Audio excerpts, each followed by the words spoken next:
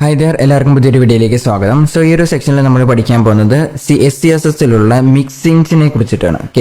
മിക്സിങ്സ് എന്ന് വെച്ച് കഴിഞ്ഞാൽ വളരെ സിമ്പിൾ ആയിട്ട് പറയുവാണെങ്കിൽ നമുക്ക് കുറച്ച് set of styles already define ചെയ്ത് വെക്കാൻ പറ്റും. ഇപ്പോൾ ഇവിടെ നിങ്ങൾക്ക് നോക്കി കാണാൻ സാധിക്കും, ഞാൻ കുറച്ച് set of styles already define ചെയ്ത് വെച്ചിട്ടുണ്ട്. ഈ സ്റ്റൈൽസ് ആവശ്യമുള്ളപ്പോൾ മാത്രം അതിൽ ചെറിയ ഡിഫറൻസ് ഒക്കെ വരുത്തിക്കൊണ്ട് നമുക്ക് വീണ്ടും കോൾ ചെയ്യാൻ പറ്റും. ഇവിടെ 2 തവണ ഞാൻ കോൾ ചെയ്തിട്ടുള്ളതായിട്ട് നിങ്ങൾക്ക് കാണാൻ സാധിക്കും. സോ ഇതിനാണ് മിക്സിങ്സ് എന്ന് പറയുന്നത്. മിക്സിങ്സ് എന്ന് പറഞ്ഞാൽ സെപ്പറേറ്റ് ഫയലായിട്ടല്ല, ആ ഒരു CSS കോഡിന്റെ അകത്ത് തന്നെ ഒരു തവണ മാത്രം CSS കോഡ്, അത് നമുക്ക് ബേസിക് ആയിട്ട് യൂസ് ചെയ്യേണ്ട കുറച്ച് പ്രോപ്പർട്ടീസ്.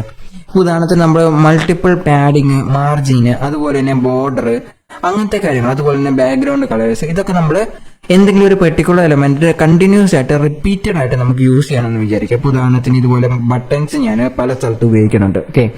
ബട്ട് ഇതിന് കളർ, പാഡിങ്ങും മാർജിനും എല്ലാം ഒരേ പ്രോപ്പർട്ടി തന്നെയാണ് കൊടുക്കേണ്ടത്. കളർ മാത്രം ചെറുതായിട്ട് ചേഞ്ച് ചെയ്യുന്ന രീതിയിൽ. സോ അങ്ങനെ കൊടുക്കേണ്ട ഒരു രീതി വന്നു കഴിഞ്ഞാൽ നമുക്ക് അവിടെ മിക്സിങ്സ് ഉപയോഗിക്കാവുന്നതാണ്. ഞാൻ ഇതിന്റെ കോഡ് കുറച്ചും കൂടി സൂം ചെയ്തിട്ട് ഇവിടെ നോക്കിക്കഴിഞ്ഞാൽ നിങ്ങൾക്ക് കാണാൻ സാധിക്കും, മിക്സിങ് ബട്ടൺ സ്റ്റൈൽ എന്ന് പറഞ്ഞ് കൊടുത്തിട്ടുണ്ട്. അതിന്റെ ഒപ്പം നമ്മൾ ഒരു വേരിയബിൾസ് ആണ് ഇതിന്റെ അകത്ത് എല്ലാം ഡിസ്ക്ലെയർ ചെയ്തിരിക്കുന്നത്. അതായത് ഇവിടെ ഒരു ബ്രാക്കറ്റ് ഓപ്പൺ ചെയ്തിട്ട് ക്ലോസ് ചെയ്തതായിട്ട് നിങ്ങൾക്ക് കാണാൻ സാധിക്കും. ഇൻ ബിറ്റ്വീൻ ഈ ബ്രാക്കറ്റ്, അതല്ലെങ്കിൽ ഇതിന് പാരാന്തസിസ് എന്നാണ് പറയുന്നത്. ഇതിന്റെ അകത്ത് നമ്മൾ വേരിയബിൾസ് ആണ് ഡയറക്റ്റ് ആയിട്ട് യൂസ് ചെയ്യുന്നത്.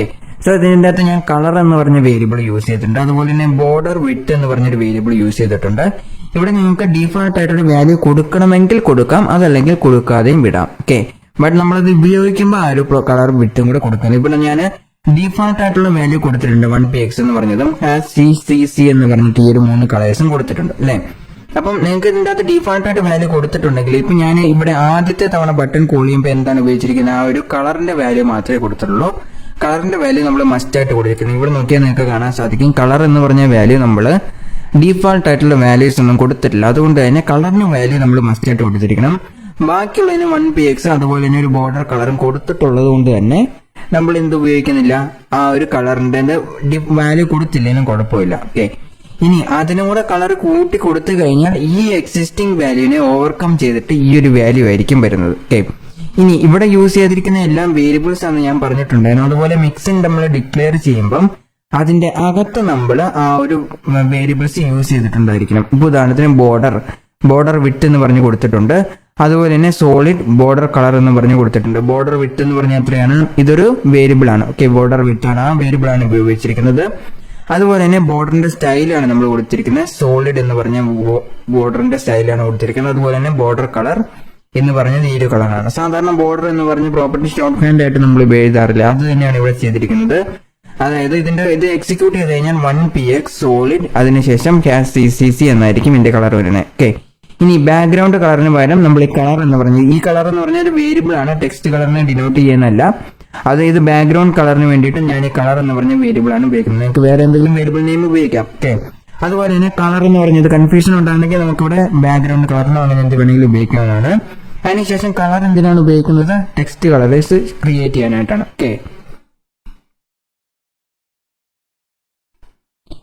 സോ നമുക്ക് ഇത് ജസ്റ്റ് ഒന്ന് ട്രൈ ഔട്ട് ചെയ്ത് നോക്കാം. ഞാനിവിടെ ആൾറെഡി ഒരു നാവിഗേഷൻ ബാറൊക്കെ ക്രിയേറ്റ് ചെയ്തിട്ട് വെച്ചിട്ടുണ്ട്. അതിന്റെ താഴെ കാണുന്ന ഈ ഒരു ബട്ടൺ പ്രോപ്പർട്ടീസ് എല്ലാം തന്നെ ഞാൻ കോപ്പി ചെയ്തിട്ട് എന്താണ് ചെയ്യാൻ പോകുന്നത്, ഒരു മിക്സിംഗ് ക്രിയേറ്റ് ചെയ്യാൻ പോവാണ്. സോ ഇത് ഞാൻ ഇവിടുന്ന് കട്ട് ചെയ്യുവാണ്, ബട്ടന്റെ പ്രോപ്പർട്ടീസ് എല്ലാം തന്നെ. എന്നിട്ട് ഇതിന്റെ തൊട്ട് മുകളിൽ മിക്സിങ്സ് നമുക്ക് എവിടെ വേണമെങ്കിലും ഡിഫൈൻ ചെയ്യാം. നോർമലി സ്റ്റൈൽസ് എവിടെയാണോ സ്റ്റാർട്ട് ചെയ്യുന്ന ആ ഒരു സെക്ഷനിലാണ് മിക്സിങ്സ് ഡിഫൈൻ ചെയ്യുന്നത്. അങ്ങനെ മിക്സിംഗ് ഡിഫൈൻ ചെയ്തെങ്കിൽ മാത്രമേ പിന്നീട് നമുക്ക് അത് എപ്പോഴെങ്കിലും എഡിറ്റ് ചെയ്യണമെന്ന് തോന്നിക്കഴിഞ്ഞാൽ എഡിറ്റ് ചെയ്യാൻ എളുപ്പമായിരിക്കും. സോ മിക്സിന് എപ്പോഴും എഴുതുമ്പോൾ നമ്മൾ സ്റ്റാർട്ട് ചെയ്യുന്നത് അറ്റ് സിമ്പിൾ വെച്ചിട്ടാണ്. നമ്മൾ സാധാരണ കീ ഫ്രെയിംസ് എഴുതുന്നത്, അതുപോലെ തന്നെ മീഡിയ ക്വറീസ് ഒക്കെ എഴുതുമ്പോൾ അറ്റ് സിമ്പിൾ വെച്ചിട്ടാണ് എഴുതുന്നത്. ഇവിടെ നമുക്ക് അതുപോലെ മീഡിയ ക്വറീസ് വെച്ച് എഴുതാം. എങ്കിലും CSS ആയിട്ട് നമുക്ക് മിക്സിൻ എന്ന് പറഞ്ഞൊരു പ്രോപ്പർട്ടിയാണ് ഇതിന്റെ അകത്ത് ഉപയോഗിക്കേണ്ടത്. എന്നിട്ട് മിക്സിന് നമുക്ക് എന്ത് നെയിം വേണമെങ്കിലും കൊടുക്കാം, നമുക്ക് ഇഷ്ടമുള്ള നെയിം എന്ത് വേണമെങ്കിലും കൊടുക്കാം. ഉദാഹരണത്തിന് STYLE1 എന്നാണ് ഞാൻ മിക്സിന്റെ നെയിം കൊടുക്കുന്നത്. നിങ്ങൾക്ക് ഇതിന്റെ ഇൻ ബിറ്റ്വീൻ ഇതുപോലെ ഡാഷ് ഉപയോഗിക്കാം, അതുപോലെ തന്നെ അണ്ടർസ്കോർ ഉപയോഗിക്കാം. ഈ വേറെ സിമ്പിൾസ് ഒന്നും ഉപയോഗിക്കാൻ പാടില്ല. ഇപ്പൊ ഞാൻ STYLE style 1 എന്നാണ് കൊടുക്കാൻ പോകുന്നത്. സ്റ്റാർട്ടിങ്ങിൽ ഒരിക്കലും നമ്പേഴ്സും കൊടുക്കാൻ പാടില്ല. എന്നിട്ട് അതിന് ശേഷം പാരാന്തസിസ് കൊടുക്കുക. ഇതിന്റെ അകത്തായിരിക്കും നമ്മൾ എഴുതാൻ പോകുന്ന എല്ലാ പ്രോപ്പർട്ടീസും. അതായത് ഇതിന്റെ അകത്ത് വേരിയബിൾസ് കൊടുക്കുന്നുണ്ടെങ്കിൽ വേരിയബിൾസ് എല്ലാം തന്നെ ഈ പാരാന്തസിന്റെ അകത്ത് നമ്മൾ കൊടുത്തിരിക്കണം. സോ ഇതിന്റെ അകത്ത് ഞാനിപ്പം ബാക്ക്ഗ്രൗണ്ട് കളർ വേരിയബിൾസ് എങ്ങനെയാണ് നമ്മൾ എഴുതേണ്ടത്, ഒരു ഡോളർ സിമ്പിൾ ഇട്ടതിന് ശേഷം DCOLOR എന്ന് കൊടുക്കുന്നു. അത് ബാക്ക്ഗ്രൗണ്ട് കളറിന് വേണ്ടിയിട്ടുള്ള പ്രോപ്പർട്ടിയാണ്. ഈ ബാക്ക്ഗ്രൗണ്ട് കളറിന് നമുക്ക് ഡിഫാൾട്ട് ആയിട്ടൊരു വാല്യൂ കൊടുക്കണമെങ്കിൽ നമ്മൾ എങ്ങനെയാണ് കൊടുക്കുന്നത്, ഒരു കോളൻ ഇട്ടതിന് ശേഷം ഇപ്പം ഓക്കെ വൈറ്റ് എന്ന് പറഞ്ഞ കളർ കൊടുക്കാം. ഓക്കെ, വൈറ്റ് എന്ന് പറഞ്ഞ കളറാണ്. ഇനി അതിനുശേഷം അടുത്ത പ്രോപ്പർട്ടി എഴുതുമ്പോൾ നമ്മൾ ഈ സെമി കോളനും അല്ല ഇടേണ്ടത്, കോമയാണ് ഇടേണ്ടത്. കോമ ഇട്ടതിന് ശേഷം അടുത്ത വേരിയബിൾ എന്താണെങ്കിൽ അത് കൊടുക്കാം. ഓക്കെ, സോ അടുത്ത പ്രോപ്പർട്ടി നമുക്ക് ബോർഡർ വിഡ്ത്ത് തന്നെ കൊടുക്കാം.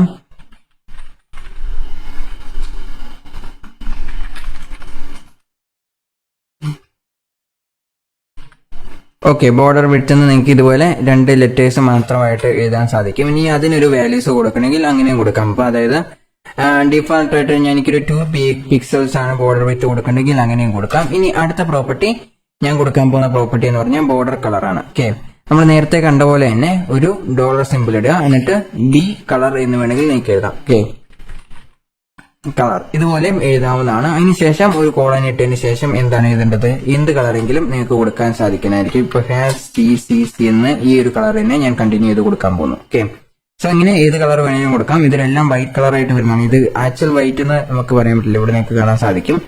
ഇനി ഇതിന് വേണ്ടെങ്കിൽ വേറെ ഏതെങ്കിലും ഒരു കളർ കൊടുക്കണമെങ്കിൽ അങ്ങനെ നിങ്ങൾക്ക് കൊടുക്കാവുന്ന. ഓക്കെ, ഇപ്പൊ നമുക്ക് ജസ്റ്റ് ഈ ഒരു ബ്ലൂ, ഒക്കെ സ്കൈ ബ്ലൂ ആയിട്ടുള്ള ഈ ഒരു കളർ കൊടുക്കാം. ഓക്കെ, ഇങ്ങനെ കൊടുക്കുക. അതിനുശേഷം നമ്മൾ എന്താ ചെയ്യുന്നതെന്ന് വെച്ച് കഴിഞ്ഞാൽ ഇവിടെ കേർലി ബ്രാക്കറ്റ് ഓപ്പൺ ചെയ്യാം. കേർലി ബ്രാക്കറ്റ് ഓപ്പൺ ചെയ്തതിന് ശേഷം സോ വിഷ്വൽ സ്റ്റുഡിയോ കോഡിൽ നിങ്ങൾക്ക് ഇങ്ങനെ വരുന്നുണ്ടെങ്കിൽ നമ്മുടെ Ctrl+Alt+Z പ്രസ് ചെയ്ത് കഴിഞ്ഞാൽ അത് ഡിഫറെന്റ് ലൈൻസിലേക്കായിട്ട് വരുന്നതായിരിക്കും.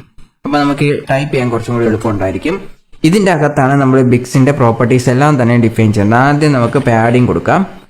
ഓക്കെ, പാഡിങ് ഒരു നമുക്ക് 10px കൊടുക്കാം. അതിനുശേഷം നമുക്കൊരു 18px കൊടുക്കാം. അതുപോലെ തന്നെ ഫോണ്ട് സൈസ് നമുക്ക് കുറച്ച് ഇൻക്രീസ് ചെയ്യാം. അതിന് വേണ്ടി നമ്മൾ നേരത്തെ കൊടുത്തിട്ടുള്ള സ്റ്റൈൽസ് എല്ലാം തന്നെ ഇവിടെ അപ്ലൈ ചെയ്യാവുന്നതാണ്. ഓക്കെ, മിക്സിന്റെ അകത്ത് നമ്മൾ എല്ലാം ബാക്ക്ഗ്രൗണ്ട് കളറിന് വരെ ഞാനിവിടെ ബി കളർ എന്ന് പറഞ്ഞ ഈ ഒരു വേരിയബിൾ ആണ് ഉപയോഗിക്കാൻ പോകുന്നത്. ഓക്കെ, ഇതിന് പകരം ഈ ഒരു വേരിയബിൾ ആണ് നമ്മളൊരു ഡോളർ സിമ്പിൾ ഇട്ടതിന് ശേഷം ബി കളർ എന്ന് കൊടുത്തു കഴിഞ്ഞാൽ ആ ബാക്ക്ഗ്രൗണ്ട് കളർ വരുന്നതായിരിക്കും. ഓക്കെ, ഇതാണ് ബി കളർ എന്ന് പറഞ്ഞ വേരിയബിൾ എന്ന് പറയുന്നത്.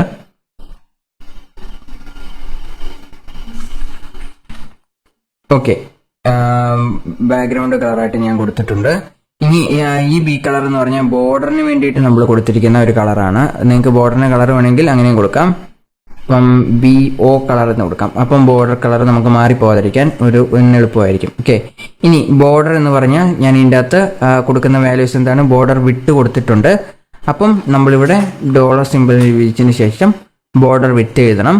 അത് കഴിഞ്ഞ് ബോർഡറിന്റെ സ്റ്റൈൽ എന്താണ്, സോളിഡ് എന്ന് പറഞ്ഞ സ്റ്റൈലാണ് ഞാൻ കൊടുക്കാൻ പോണത്. എന്നിട്ട് ഡോളറിന് ഇട്ടതിന് ശേഷം BO കളർ എന്ന് കൊടുക്കാം. ഓക്കെ, BO കളർ എന്ന് കൊടുത്തു കഴിഞ്ഞാൽ ബോർഡറിന്റെ കളർ ആയിരിക്കും. ഓക്കെ, ഇപ്പൊ നമ്മള് ബാക്ക്ഗ്രൗണ്ട് കളർ കൊടുത്തിട്ടുണ്ട്, ബോർഡർ കളർ കൊടുത്തിട്ടുണ്ട്, BO കളറും കൊടുത്തിട്ടുണ്ട്. ഇനി ഫോണ്ട് സൈസ് ഒക്കെ ഇതിന്റെ അകത്ത് ആൾറെഡി വന്നിട്ടുണ്ട് അല്ലേ. അപ്പം ഇത് ഇങ്ങനെയാണ് നമ്മൾ സാധാരണയായിട്ട് ഇതിന്റെ അകത്ത് കളേഴ്സ് ഡിഫൈൻ ചെയ്യുന്നത്. ഓക്കെ, സോ എനിക്ക് ഇനി ഇവിടെ 2 ബട്ടൺ ഉണ്ടെന്ന് വിചാരിക്കാം. ഞാൻ ഒരു പേജിന്റെ അകത്ത് 2 ബട്ടൺസ് ക്രിയേറ്റ്, ഇപ്പൊ ബട്ടന്റെ പ്രോപ്പർട്ടി എല്ലാം പോയിട്ടുണ്ട്. അപ്പം ഞാനിവിടെ ഒരു ബട്ടനും കൂടെ ക്രിയേറ്റ് ചെയ്യണം. ഓക്കെ, സോ ഈ ഒരു ബട്ടന്റെ ജസ്റ്റ് ഒന്ന് കോപ്പി ചെയ്യുക. Sorry, Ctrl+.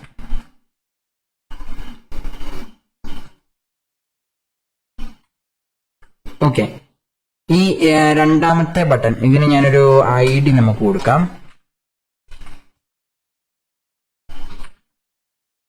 BU1 എന്ന് പറഞ്ഞു കൊടുക്കണം. ഓക്കെ, രണ്ടാമത്തേന് ID BU1 എന്ന് പറഞ്ഞ് വേറൊരു ബട്ടൺ കൂടെ ഞാൻ ക്രിയേറ്റ് ചെയ്തിട്ടുണ്ട്. ഓക്കെ, സോ അങ്ങനെ ബട്ടൺ ക്രിയേറ്റ് ചെയ്തതിനു ശേഷം ഞാനിവിടെ CSS സ്റ്റൈലിലേക്ക് വരുവാണ്. ഈ ബട്ടൺ ഞാൻ ഡീഫാൾട്ട് ആയിട്ട് കൊടുക്കുന്ന പ്രോപ്പർട്ടി, അതായത് ഇവിടെ കൊടുത്തിരിക്കുന്ന മിക്സിന്റെ അതേ പ്രോപ്പർട്ടീസ് തന്നെയാണ്. ഓക്കെ, സോ അങ്ങനെ മിക്സിന് വേണ്ടിയിട്ടുള്ള പ്രോപ്പർട്ടി കൊടുക്കുമ്പോൾ നമുക്ക് ഇനി നാവിഗേഷനെ ജസ്റ്റ് ഒന്ന് ഹൈഡ് ചെയ്ത് വെക്കാം. അപ്പൊ നിങ്ങൾക്ക് കാണാൻ കുറച്ചും കൂടി എളുപ്പമായിരിക്കും. ഓക്കെ, ഇങ്ങനെ ഹൈഡിങ് ചെയ്ത് വെക്കാം. ഇവിടെ കാണുന്ന ഈ ഒരു ചെറിയ ആരോയിൽ ക്ലിക്ക് ചെയ്ത് കഴിഞ്ഞാൽ ഒരുപാട് മുകളിലേക്ക് പോകാതെ നമുക്ക് ഹൈഡ് ചെയ്യാൻ പറ്റും. ഓക്കെ, ഇനി ഈ മിക്സിന്റെ നെയിം മാത്രമേ നമുക്ക് ആവശ്യമുള്ളൂ. അതുകൊണ്ട് മിക്സിനെ നമുക്ക് ഹൈഡ് ചെയ്ത് വെക്കാം. ഇതുപോലെ മിക്സിനെ ഹൈഡ് ചെയ്ത് വെച്ച് കഴിഞ്ഞാൽ താഴേക്ക് ടൈപ്പ് ചെയ്യാൻ കുറച്ചുകൂടി എളുപ്പമായിരിക്കും. ഓക്കെ, ബട്ട് ഇത് നമുക്കിപ്പോൾ ആവശ്യമുള്ളതാണ്. അതുകൊണ്ട് ഞാൻ ജസ്റ്റ് വിസിബിൾ എന്ന രീതിയിൽ തന്നെ വെക്കാൻ പോവുകയാണ്. അപ്പം ഇവിടെ മിക്സിന് ഞാൻ കൊടുത്തിരിക്കുന്ന നെയിം എന്താണ്, സ്റ്റൈൽ 1 എന്നാണ് നെയിം കൊടുത്തിരിക്കുന്നത്. അപ്പൊ ഞാൻ ഈ ബട്ടന് സ്റ്റൈൽ 1 കൊടുക്കുവാണ്. അപ്പം നമ്മൾ മിക്സിനെ ഇൻക്ലൂഡ് ചെയ്യുകയാണെങ്കിൽ @include എന്ന് പറഞ്ഞു കൊടുക്കണം. ഓക്കെ, ഇൻക്ലൂഡ് എന്ന് പറഞ്ഞു കൊടുത്തിട്ടുണ്ട്. അതിനുശേഷം ഒരു സ്പേസ് ഇട്ടതിന് ശേഷം ആ ഒരു മിക്സിലിന് നമ്മൾ എന്ത് നെയിമാണ് കൊടുത്തിട്ടുള്ളത് അതിനൊരു സ്റ്റൈൽ കൊടുക്കാം. ഓക്കെ, ഇതിന്റെ അകത്ത് വെറുതെ പാരാന്തസിസ് ഇട്ട് കഴിഞ്ഞാൽ എന്തായിരിക്കും വരുന്നത്? വെറുതെ പാരാന്തസിസ് ഇട്ട് കഴിഞ്ഞാൽ നമുക്കൊന്ന് റൺ ചെയ്ത് നോക്കാം. ഇവിടെ 2 ബോക്സിനും ഇതേ കളേഴ്സ് പ്രോപ്പർട്ടിയാണ് വന്നിട്ടുള്ളത്. ഇത് ഹോവർ ചെയ്യുമ്പോൾ ഒക്കെ ആ ഒരു പ്രോപ്പർട്ടി വരുന്ന രീതിയിൽ വന്നിട്ടുണ്ട് അല്ലേ? അത് ബട്ടൺ എന്ന് പറഞ്ഞ് ഇത് ഉപയോഗിച്ചുകൊണ്ടാണ്. ഇനിയിപ്പോ ഇതിന് നമ്മൾ ID ഉപയോഗിച്ചിട്ടാണ് കൊടുക്കുന്നതെന്ന് വിചാരിക്കാം. ഓക്കെ, ഈ ഒരു ബട്ടണും ഞാനൊരു ID കൊടുക്കാൻ പോവാണ്. ഓക്കെ, BU0 എന്ന് കൊടുക്കാൻ പോവാണ്. ഓക്കെ, BU0 എന്ന് കൊടുത്തിട്ടുണ്ട്. എന്നിട്ട് ഞാനിവിടെ എന്താണ് കൊടുക്കാൻ പോകുന്നത്? സോറി, ഇവിടെയല്ല, ഇതിലേക്ക് ഹാഷ് സിമ്പിൾ ഇട്ടിട്ട് BU0 എന്ന് കൊടുക്കാൻ പോവാണ്. ഓക്കെ, BU0 എന്ന് കൊടുക്കാൻ പോവാണ്. ഓക്കെ, സോറി, 0 എന്ന് കൊടുത്തിട്ടുണ്ട്. ഓക്കെ, BU0 എന്ന് തന്നെയാണുള്ളത്. അപ്പൊ ഞാൻ ജസ്റ്റ് സേവ് ചെയ്യുവാണ്. ഓക്കെ, ബട്ടൺ 0ക്ക് മാത്രം ആ ഒരു പ്രോപ്പർട്ടി വന്നിട്ടുണ്ട്. ഇനി സ്റ്റൈലിൽ എനിക്ക് വൈറ്റ് കളർ വേണ്ട, എനിക്ക് വേറെ എന്തെങ്കിലും കളർ കൊടുക്കണം. ഓക്കെ, അങ്ങനെ ഉണ്ടെങ്കിൽ ജസ്റ്റ് ഒരു ഹാഷ് സിമ്പിൾ ഇടുക. പുതിയതായിട്ട് നിങ്ങൾക്ക് എന്തെങ്കിലും കളർ വരുന്നുണ്ടെങ്കിൽ ആ കളർ കൊടുക്കുക. ഓക്കെ, അതല്ലെങ്കിൽ നമുക്ക് വേരിയബിൾസ് ഡിക്ലെയർ ചെയ്ത് വെച്ചിരിക്കുന്ന കളർ ഏത് വേണമെങ്കിലും കൊടുക്കാവുന്നതാണ്. ഓക്കെ, സോ ആദ്യത്തെ കളറിന് ഞാൻ പിങ്ക് കളറാണ് കൊടുക്കാൻ പോകുന്നത്. ഓക്കെ, ഇവിടെ നിങ്ങൾക്ക് കാണാൻ സാധിക്കും ഇപ്പം ആ ഒരു പിങ്ക് കളർ വന്നിട്ടുണ്ട്, സോറി റോസ് കളർ വന്നിട്ടുണ്ട്. അതോടൊപ്പം തന്നെ വേറെന്താന്ന് വന്നിട്ടുള്ള വേറൊരു കളറും കൂടെ, അതായത് ഹോവർ ചെയ്യുമ്പോൾ മാത്രം ഒരു കളർ വന്നിട്ടുണ്ട്. ഇനി ഇതേ പ്രോപ്പർട്ടി തന്നെയാണ് എനിക്ക് BU1നും കൊടുക്കേണ്ടത്. അപ്പം ഞാൻ ഇതേപോലെ തന്നെ ഹാഷ് എടുക്കുന്നു, BU1 എന്ന് പറഞ്ഞു കൊടുക്കുന്നു. അതിനും ഇൻക്ലൂഡ് എന്ന് പറഞ്ഞ് ഇതേ പ്രോപ്പർട്ടി തന്നെ കൊടുക്കുന്നുണ്ട്. ഓക്കെ, എന്നിട്ട് ഇവിടെ കളർ വേറൊരു കളറാണ് കൊടുക്കാൻ പോകുന്നത്. നമുക്കിപ്പോൾ ജസ്റ്റ് ഒരു ഈ ഒരു യെല്ലോയിഷ് കളർ പോലെ ചൂസ് ചെയ്യാം. ഓക്കെ, എന്നിട്ട് സേവ് ചെയ്യുമ്പോൾ നമുക്ക് ഇവിടെ കാണാൻ സാധിക്കും രണ്ടാമത്തെ ബട്ടണ് ഈ ഒരു ഡിഫറെന്റ് നമ്മളിപ്പോൾ ചൂസ് ചെയ്തിട്ടുള്ള ഏകദേശം ഒരു യെല്ലോയിഷ് ആയിട്ടുള്ള കളറാണ് വന്നിട്ടുള്ളത്. ഓക്കെ, സോ ഇതാണ് മിക്സിന്റെ യൂസ് എന്ന് പറയുന്നത്. നമുക്ക് ഇങ്ങനെ കോഡ് ചെയ്തുമ്പോൾ കുറച്ചും കൂടെ സിമ്പിൾ ആയിട്ട് എഴുതാൻ സാധിക്കും. ഇനി കോമ ഇട്ടിട്ട് വേണമെങ്കിൽ നമുക്ക് ബോർഡറിന്റെ റേഡിയസ് വേണമെങ്കിൽ മാറ്റാൻ പറ്റും. അതുപോലെ തന്നെ ബോർഡറിന്റെ വിട്ട് മാറ്റാൻ പറ്റും. ഉദാഹരണത്തിന് ഞാൻ 10px എന്ന് കൊടുക്കുകയാണെങ്കിൽ ബോർഡറിന്റെ വിട്ട് ചേഞ്ച് ആവുന്നതായിരിക്കും. ഓക്കെ, ഇവിടെ ഒരു എക്സ്ട്രാ ബോർഡർ 10 പിക്സൽസിലുള്ള ബോർഡർ വരുന്നതായിട്ട് നിങ്ങൾക്ക് കാണാൻ സാധിക്കും. ഇനി ബോർഡറിന്റെ കളർ നിങ്ങൾക്ക് ചേഞ്ച് ചെയ്യണമെങ്കിൽ ജസ്റ്റ് വീണ്ടും ഒരു കോമ ഇടുക. അതിനുശേഷം ഒരു ഹാഷ് സിമ്പിൾ ഇട്ടതിന് ശേഷം എന്തെങ്കിലും ഒരു കളർ ഡിഫൈൻ ചെയ്യുക. ഈ ഒരു കളർ പിന്നീട് നിങ്ങൾക്ക് ചേഞ്ച് ചെയ്യാവുന്നതാണ്. ഓക്കെ, അപ്പൊ അല്ലെങ്കിൽ ഞാനിക്ക് ഈ സ്റ്റൈലിൽ തന്നെ നിൽക്കുവാണ്. ഓക്കെ, അപ്പോൾ ഇതിന്റെ ബോർഡറിന്റെ കളർ നിങ്ങൾക്ക് ഇവിടെ കാണാൻ സാധിക്കും. അതിന്റെ ഡീഫോൾട്ട് ആയിട്ടുള്ള കളർ തന്നെയാണ് വന്നിട്ടുള്ളത്. ഇനി ഇത് വേണമെങ്കിൽ മാറ്റാനും പറ്റും. ഏതെങ്കിലും ബ്ലൂ കളറോ ഇങ്ങനെ സ്കൈ ബ്ലൂ അങ്ങനെ എന്ത് കളർ വേണമെങ്കിലും ചൂസ് ചെയ്യാം. ഓക്കെ, ചൂസ് ചെയ്ത് കഴിഞ്ഞാൽ ബോർഡറിന്റെ കളർ മാത്രം ചേഞ്ച് ആവുന്നതായിട്ട് നിങ്ങൾക്ക് കാണാൻ സാധിക്കും. ഓക്കെ, സോ ഇങ്ങനെയാണ് ഈ ഒരു പ്രോപ്പർട്ടീസ് എല്ലാം തന്നെ വർക്ക് ചെയ്യുന്നത്.